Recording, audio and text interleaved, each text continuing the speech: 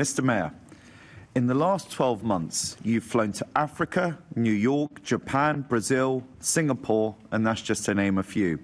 You've clocked up nearly 100,000 air miles. That's equivalent to almost 4 times around the Earth, about 14 return trips from London and New York, roughly 8 days continuously spent in the air. What marks out of 10 would you give yourself for being the greenest mayor ever? Well, as a comparison, in 8 years, the previous mayor took 34 flights. In more than 10 and a half, I think I've done 17. So I'm flying half as much as the previous guy, and we're number one in far more things than the previous guy was. So number one for delivery for this city.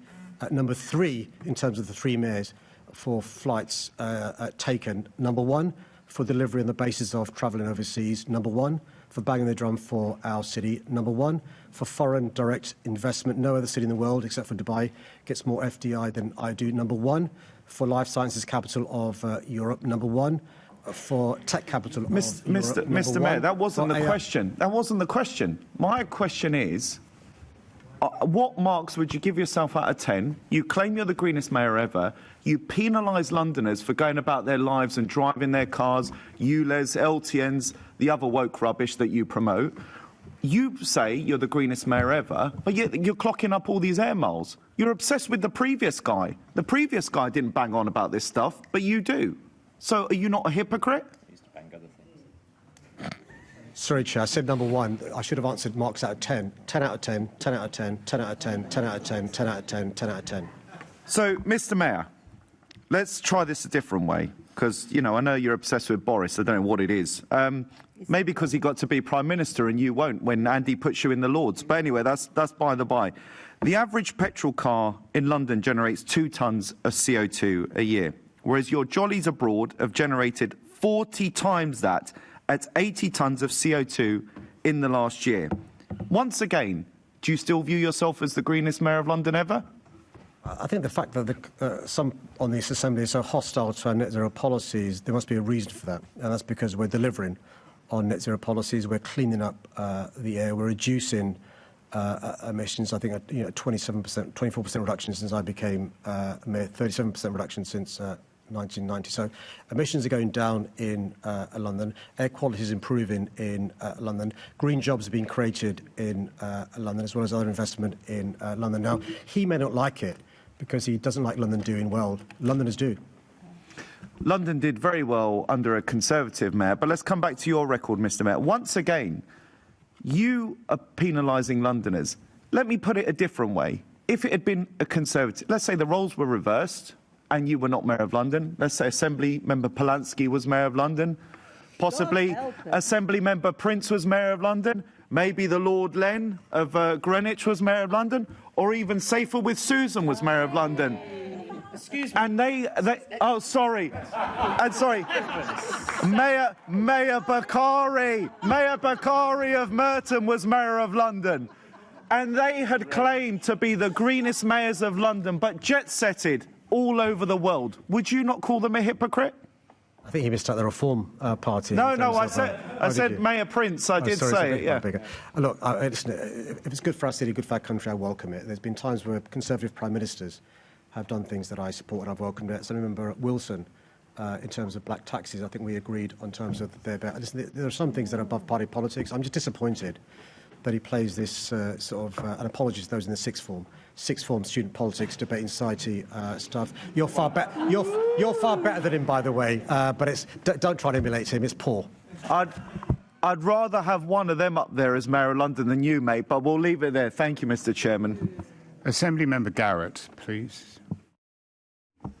Morning. So, any of you, by the way. I'm wondering what marks out of 10 Londoners might give you for your new crusade against the nighttime NIMBYs that you've recently announced. Obviously, the pantomime villain in this story is the Soho Society. I don't think anyone really has very much time for people who move to Soho and then complain about noise, so they're not really who I'm interested in. It turns out, in fact, they only object to a minority of applications. But a group that objects to most applications for licensing in Soho is the Metropolitan Police. since they are already under your remit, I wondered what you are already doing to try to reduce the number of objections to late licences in Soho from the Met Police. I thank the member for his question. He's asked a substantive question later. I'll send him the written answer to save time. So he's not quite right in terms of the society. Their most recent policy is a blanket objection and a blanket challenge to all new late-night applications and all existing licences for bar and restaurants. So he's not quite right in terms of No, I am right, because what I've done, firstly, is I've actually done a thing that you rarely do, which is check the facts. They themselves claim that they object to about 29 or 31%. I actually analysed 2 years of Westminster licensing applications, and I came up with 36%. Their policy seems to be getting a lot of headlines, but it's not actually what they do. But it is the Met Police. That was what my question was about. I'm not really interested in defending the Soho Society. I'm just interested in facts. It is the police who object to a majority of applications. And whatever the Soho Society do, if the police are still objecting, that's a substantive objection from a statutory authority that is already under your influence. So what are you already doing to reduce objections to nightlife, late licences in Soho from the Met Police? Well, he's not quite right, because the stats he has predates the meeting where the Society passed this motion to object to every single application. I'm happy for him to correct me. It's a restatement of the existing policy. Okay. So since they've had this policy in terms of objection to every single application, we'll see how many objections they put forward. What we do know is that councils decide. Councils decide what happens in terms of an application, not the police. The police can respond, as other partners can. We can now respond as well. But it's for the council to decide in terms of a response. In terms of the West End, what we're doing to reassure the communities there is to invest huge sums of money in terms of West End policing. Not just the £4.5 million we've invested recently in terms of the command cell, doubling the number of officers in that particular part of London, the town centre teams, to make sure they're confident in terms of the resources they have. It's really important for councils to understand the importance of the nighttime economy. Sometimes the police will respond in a way that raises concerns. The council, working with the police, the person applying for the licence and others, should seek to address those concerns. Yeah, you've not really addressed the key issue, although you've hinted at it, which is the crime levels. And it really is about crime. It's not about NIMBYs, really. And in particular, the fact that Soho sits at the heart of London's biggest crime hotspot. I'm sure you remember that I brought up mobile phone theft a while back.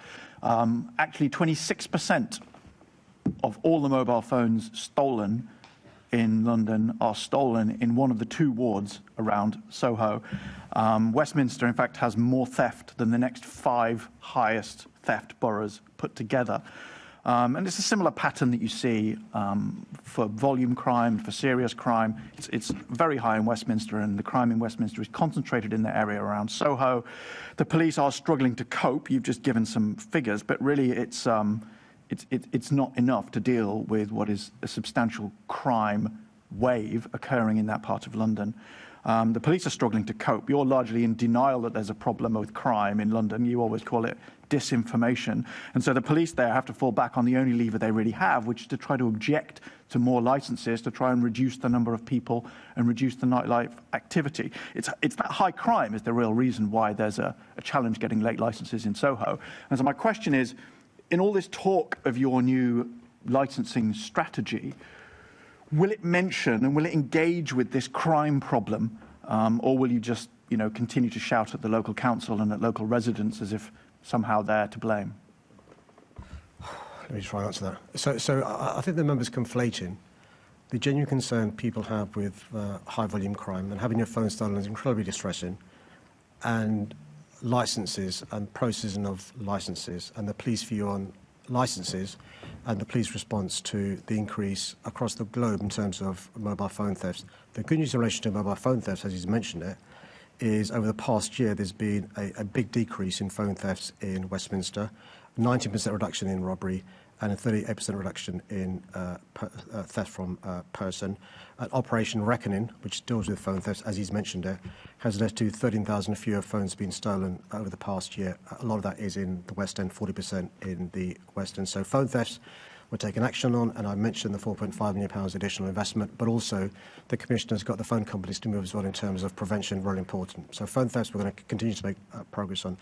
The second issue you raised, the substantive issue I thought, was in relation to licences. And when he speaks to, as I've done, those that run venues and bars and other places, their biggest concern is licences. They call it the Wild West.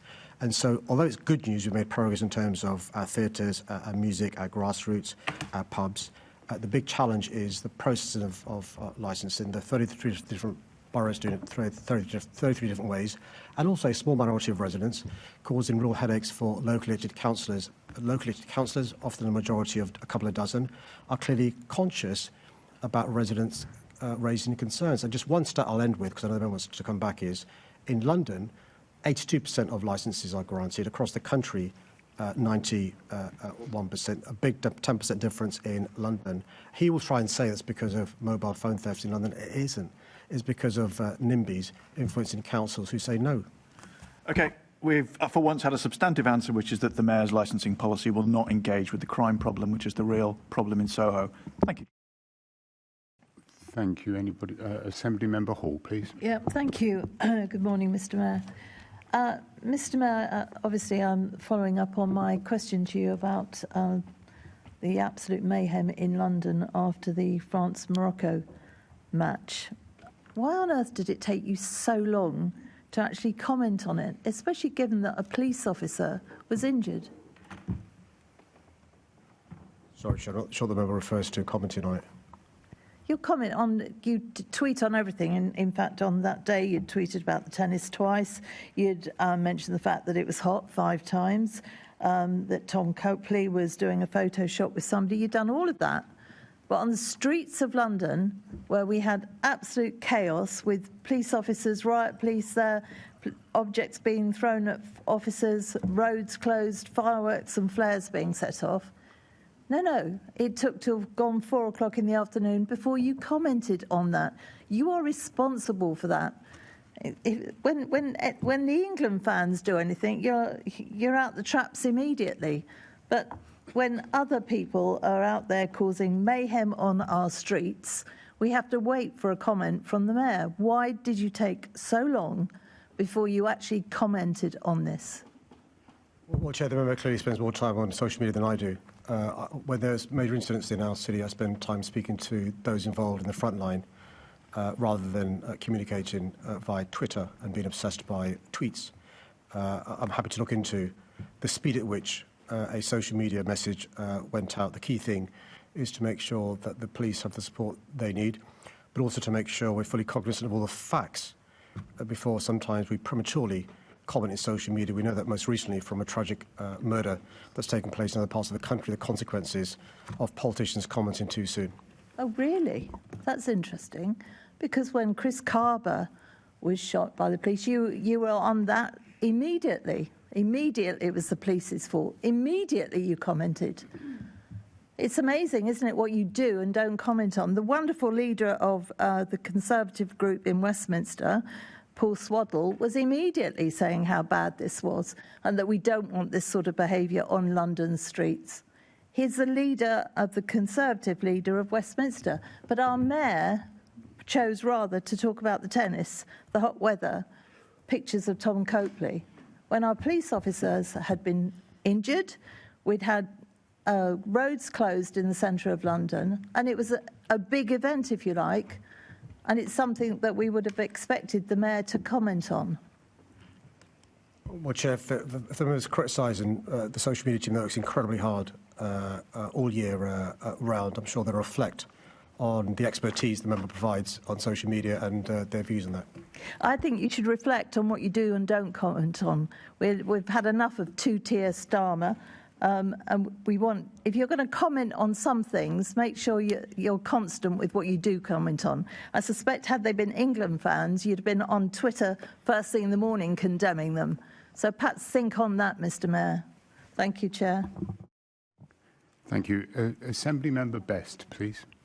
Thank you, Mr. Mayor, for your update and providing it at short notice. Can I just join you in extending my best wishes to all those that are dealing with the loss of their shared garden homes and those people that unfortunately lost their entire home.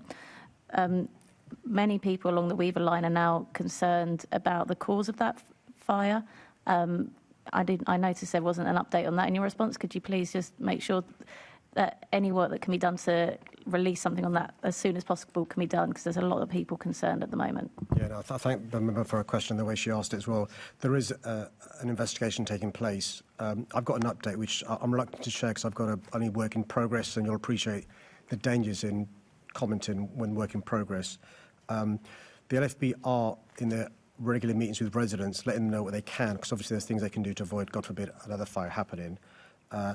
The full investigation report will be completed shortly, and I'll ensure that the member sees it, but also the public sees what needs to happen, and the council and other partners, to avoid, God forbid, this happening again, because the forecast is another 2 weeks at least of really hot weather with no rain at all. So the concerns she's articulating are live. Thank you. And from now on, start talking up our city rather than talking it down. Thank you, Mr. Mayor. I'm always happy to talk up London. It is the greatest city in the world, but it could be even greater. But the thing that I'd like to start asking you about, Mr. Mayor, is so you've previously blamed the high cost of new taxis for black cab drivers, which is a deterrent to new drivers entering and existing ones remaining in play on market forces, when in fact it's quite the reverse. It's TfL's requirements on the turning circle that means only one vehicle is approved for use, the LEVC TX. That's a market restriction, not market forces. That's what's stopping competition and better value for drivers. So in response to a previous written question in February last year, you said that there are no plans to remove the existing turning circle requirement for taxis. But at last MQT, you said, it is a question I'm asking. Is this requirement for the turning circle to be the way it is really necessary in 2026? So that seems to be a change of mind. So what has changed the facts to change that mind? I think what we've seen is, with the big increase in private vehicles with Uber, the emerging possibility of automated vehicles, but also the fact that cost hasn't gone down. I know the manufacturer wants to build these taxis, but also interest from other manufacturers who could provide a black taxi much cheaper if there wasn't this requirement. I think TfL should be looking at everything in the toolkit to make sure this is a viable profession going forward. You speak to any taxi driver that's done the knowledge in terms of the service they provide, but also a user, particularly those in a wheelchair. We know how important the black taxi is. So I've asked TfL to think outside the box they've been thinking about what we can do to try and reduce the burden and the cost on our black taxi drivers. What I do not want is black taxi drivers going the way of other London icons like the telephone box and so forth. I don't want them to be extinct. I want them to be viable going forward as well. And so I will report back to the Assembly as soon as TfL come back to me, because I can't, as a layperson, think of a good reason why now we need to continue with that. Thank you very much. That's a very welcome change of mind. Given that the long-awaited taxi and private hire action plan was only published last year, obviously it doesn't refer to this, will you be pushing TfL to provide an updated version that does indeed include this change of mind? Yeah, I think this is one of a number of issues I'm sure we can agree on. I am. And I also said to TfL, there's no reason for any delay, because I'm worried about new drivers doing the knowledge who may take on a big loan to get one of these vehicles that, they cost quite a lot of money, when around the corner could be some good news about the possibility of other vehicles that are cheaper being available. So the sooner the TfL report to me, I'll make sure, assuming it's good news, we can make it public so that nobody inadvertently... There are huge advantages, by the way, in the traditional vehicles, but I'm looking at what we can do to reduce the cost. That's great. Thank you very much. Another welcome change of mind. Because some changes of mind are good, some changes of mind are bad. But another very welcome change of mind was I was delighted to see the Cross of St George flying outside this building for the two most recent games during the World Cup. It's something that I've been asking for. I'm wondering what it is that has changed your mind about why it took so long, why it wasn't there at the beginning of the tournament. Was it me discussing with other members, other group leaders? Was it my request to the Deputy Mayor for Culture? Was it the voice of the Assembly at the motion at the last plenary meeting? Was it the 13? Was it the 1,300 plus Londoners who've signed my petition, which I'll be presenting in due course, or was it the Secretary of State, Steve Reed, asking local government leaders to do so, as indeed during the Euros it had been a request from DCMS to do it 2 years earlier? Why was that not a decision that you had made yourself rather than needing the government to make it for you? Well, it's a very simple explanation. I like to give credit to the Assembly where I can. But this has nothing to do with the Assembly. Basically, what we do is we like other local government, follow government guidelines, and so he'll be aware. And we did the same with the previous government as well. He'll be aware that there have been examples in the past where regional leaders, local leaders, have put up flags that has caused legal challenges and real problems. And so as long as I've been mayor, we've always followed government guidance. By government, it's DCMS. And so when DCMS give advice, we tend to follow that advice. I think it's a good rule of thumb to have because it avoids an assertion being made about two-tier fly flagging, which is, I'm sure is something that Senator Hall is about to say. I think it would be welcome, Mr Mayor, if you'd be able to make a decision for yourself without relying on government to do it. But going forwards, after you've received my petition, will you agree that going forward for future tournaments, major international competitions when England is competing, so the Commonwealth Games coming up in just a few weeks' time, next year we have the Women's Football World Cup, we have the Men's Cricket World Cup and the Men's Rugby World Cup, will you consider flying the crosses and shores to show your support for the English teams in those competitions?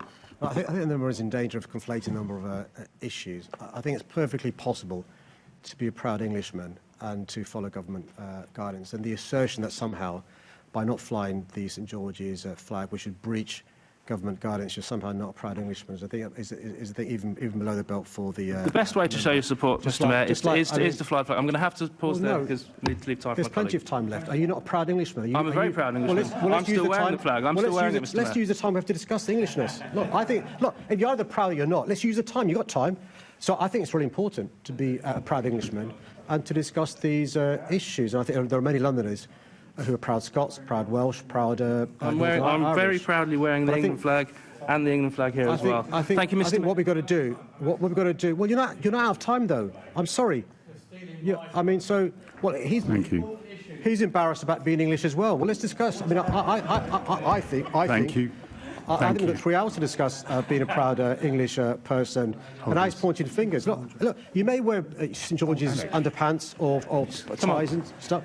Alex, he doesn't want to talk about it. Assembly Member Giorgio, please.